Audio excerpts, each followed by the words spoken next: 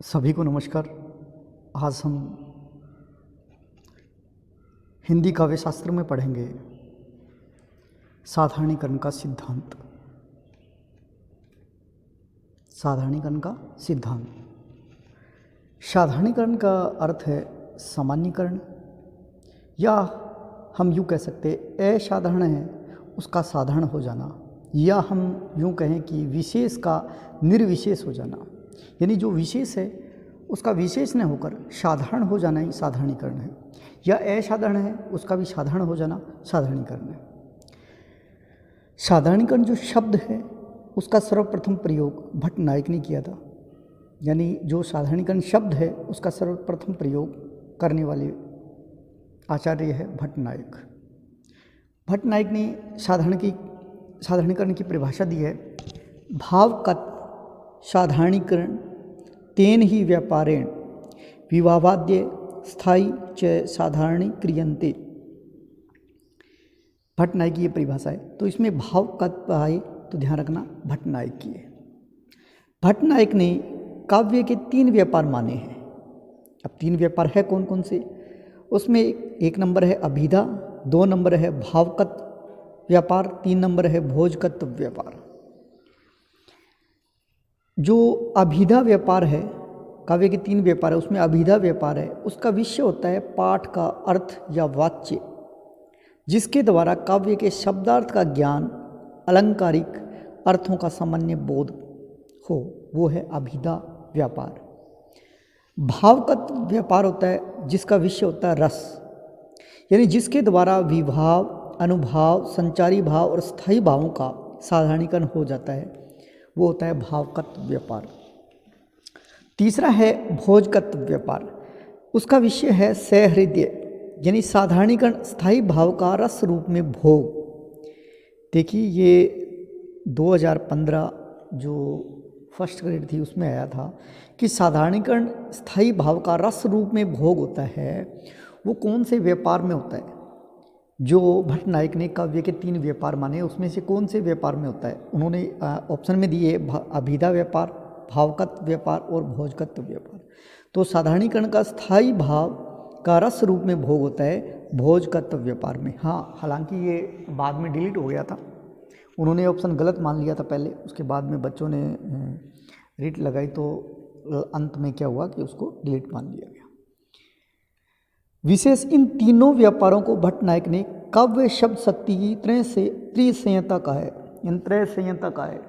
ये जो 3 व्यापार माने उसको भट्ट नायक को साधारणीकरण के प्रवर्तक माने जाते हैं, यानी भट्ट नायक को साधारणीकरण का प्रवर्तक कहा जाता है। विभावादि के साथ साथ स्थायी भावों का भी साधारणीकरण मानते हैं।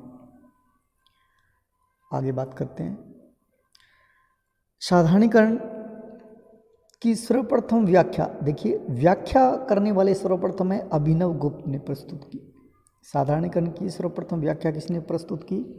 वो है अभिनव गुप्त। उसके बाद अभिनव गुप्त की एक परिभाषा है, विभावादि का स्थायी भावों का सहृदय सामाजिक आदि का, आपको याद रखना है, ममत्व या यूँ कहे कि ममत्व व प्रत्यव संबंध से अलग हो जाने को ही साधारणीकरण कहते हैं। ये परिभाषा है अभिनव गुप्त की। आपसे अगर पूछी जाएगी तो ये परिभाषा पूछी जाएगी कि ममत्व व प्रत्यव संबंध से अलग हो जाने का साधारणीकरण कहते हैं, ये परिभाषा किसकी है? तो आप करना अभिनव गुप्त। दूसरी परिभाषा आचार्य विश्वनाथ के अनुसार उन्होंने कहा है, प्रसय न प्रसयति ममेति न ममेति च तदा स्वादे विभादे विभावादे परिच्छेदों न विद्यते। विभावादि का है अपने प्राय की भावना से मुक्त हो जाना ही साधारणीकरण है, यानी अपने और प्राय की भावना से मुक्त हो जाने को क्या बोलते हैं? साधारणीकरण कहते हैं। ये परिभाषा है विश्वनाथ की। अब इसको याद आपको अच्छी तरह से करना है कि ममत्व व प्रत्यव संबंध से अलग हो जाने को साधारणीकरण किसने माना है? अभिनव गुप्त ने। और अपने और प्राय की भावना से मुक्त हो जाना, ये साधारणीकरण माना है आचार्य विश्वनाथ ने। तो आपको रटना पड़ेगा, ये परिभाषा है ममत्व व प्रत्यव, ये तो है अभिनव गुप्त ने, और प्रश्यति न प्रश्यति ममेति न ममेति च, ये है विश्वनाथ की। आचार्य रामचंद्र शुक्ल की परिभाषा बहुत बार पूछी गई है।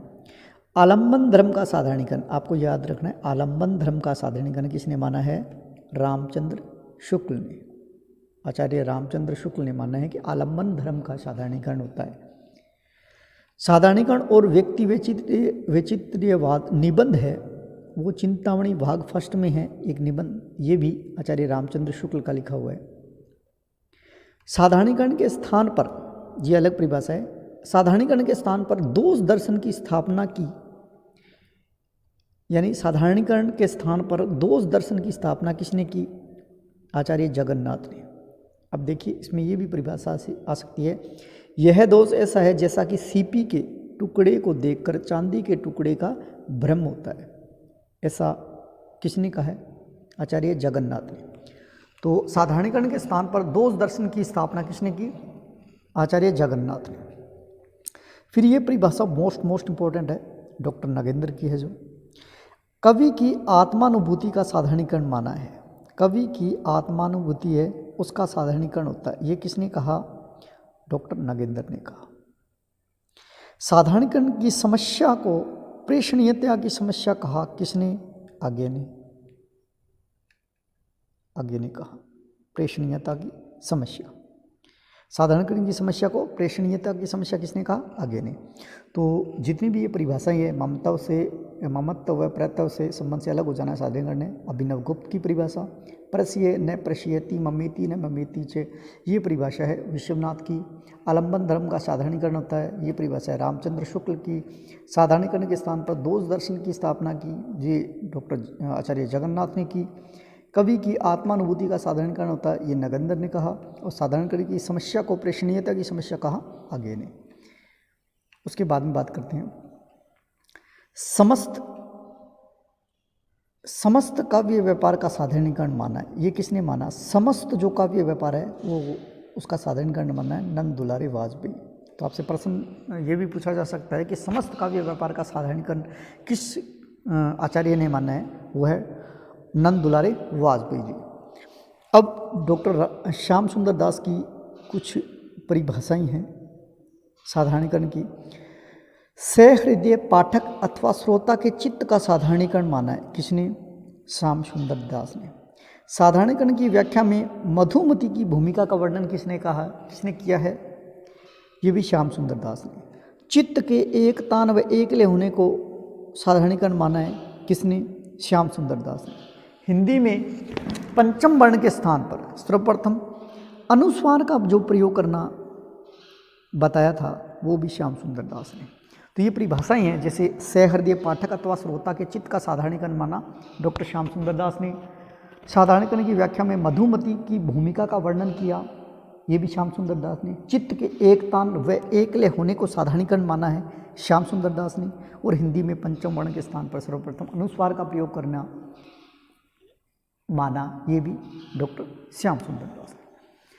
उम्मीद करता हूँ वीडियो पसंद आया होगा। जय हिंद, जय भारत।